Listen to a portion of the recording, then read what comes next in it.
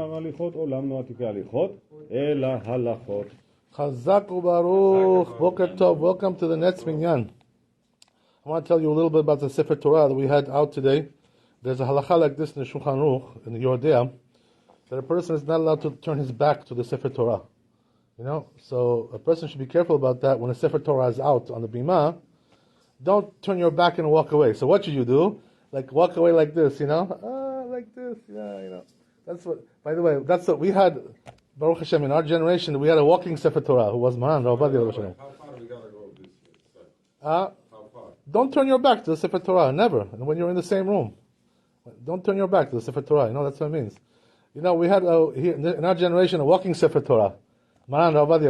So, you know what we used to do, you know? When we used to walk away from him, I didn't turn around, you know, and walk away like this, you know? Turn your back to Gedol Ador. So I used to walk away just like this. Just like we do for the Sefer Torah, we used to do for the walking Sefer Torah. It was the same thing, you know. We gave him a lot of kavod. He deserved it, Baruch Hashem. He was the greatest. So we gave him a lot of kavod. That was the way it was.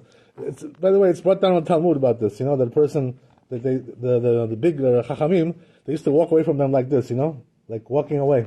Never turning your back to a big chacham, you know, big gedol ador like this. You're not allowed to do that. Just like the Sefer Torah, it's the same thing.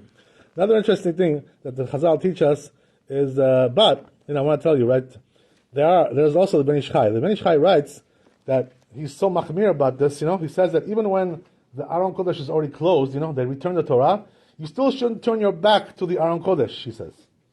You know, even there. So the truth is, you know, that we're not makpid about this. The minhag is not like the Ben Ish Chai. Why? Because you see right here, I'm giving a divrei Torah, I'm turning my back to the Aron Kodesh, and giving you divrei Torah. Otherwise, no rabbi could give divrei Torah in a shul. You know, if we would follow this chumrah of the Ben Ish Chai. So therefore, we don't go there so far. And the reason is because why? It's already in the Aron Kodesh. It's got its own domain, you know? So therefore, we're not so makpid to not to turn around, turn away from Sefer Torah. It's already in a different domain. It's not in the room anymore for us, you know? So therefore, we're not so makpid like that. So, Baruch Hashem, a person doesn't have to be that machmir, you know, and he can turn his back, of course, if he needs to, whatever, to the Aron Kodesh. We never heard something like this, that there was a minhag like this anywhere. So, otherwise you'd have a big problem. Another thing I want to tell you is also, it says in the Chazal and also in the Talmud in the Shulchan Aruch that a person should be kovea makom miyuchad b'shvila, right, tefillah shelo. What does that mean? You should pray in the same place every day. Don't, you know, one place. One day you're in the corner over there, you know, next to the mikveh. Then you're next to the kitchen, right, to the chachapuri over there, right. One day over here, one day over there. What's going on? You know what I mean? Why do you keep changing your place? Akadosh Baruch Hu wants you to be in one place. You know, it should be kovea, one place. So therefore, you know, I remember sometimes, you know, what happens is that when Rabbi is not here, you know, on Shabbat, whatever, so there are some people who come over here and, you know, put their siddur on the stender and pray on over here, you know, in the rabbi's place.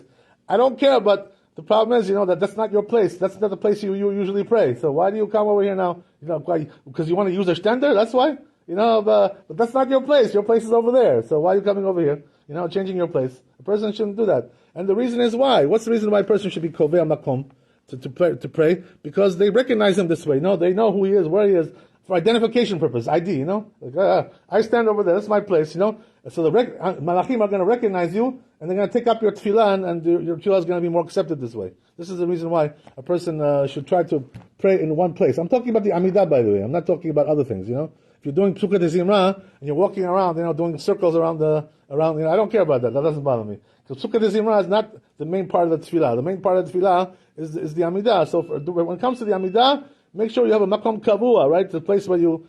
By the way, a question arises regarding this. I'll tell you something interesting, right? There's a halacha like this in Shulchan Aruch also, that a person is not allowed to pass by a mitpalel when he's praying Amidah. You know, you're not allowed to pass over him like this. You know, pass by him. What's the reason, by the way, that a person is not allowed to do that? According to the Achronim, what do you say? The Shekhinah. Oh, that's nice. Okay, I like that. But the truth is, you know, the Achronim, they say that the reason is because of kavanah. You're going to be battling his kavanah, you know? He can't concentrate like that. People walking by like this, you know, all the time. Huh? What? Who was that, you know? Like this, you know, all the time bothering him. So this is because of you're making him lose his kavanah. That's according to the Achronim. That's what the poskim, they say, the Pashtanim, regarding this issue. But according to the Kabbalah, by the way, according to the Zohar Kadosh, what's the reason why a person is not allowed to pass in front of a mitpalel? The reason is not like it says in the Achronim. He says the Zohar Kadosh The reason is because that place, when a person is praying there, it becomes like makom kadosh, it acquires a kedusha there temporarily until he finishes his amidah. So when you're going to that place, where he's praying, you're going to makom kadosh, you're going on Mount Sinai, when the Torah was given, what I mean? The Baruch Hu told him, take off your shoes, You're going into a holy place. Until that person finishes his tefillah, that place is holy, so you're not allowed to go in there and pass by him. This is according to the Zohar Kadosh. Why do I tell you this? Because, the question is like this. We just said, right, that there's a mitzvah for a person to be kovea makom, right, to have a makom kavua, a place, fixed place to pray amidah every day, same place, right? Not to switch places. But let's say, for instance, he came a little bit late, and now they're already standing on the amidah. Oh, so is he allowed to now pass by, pass over the mitpalelim, to get to his place? Because they already started the amidah. Or should he stand in the back and pray in the back?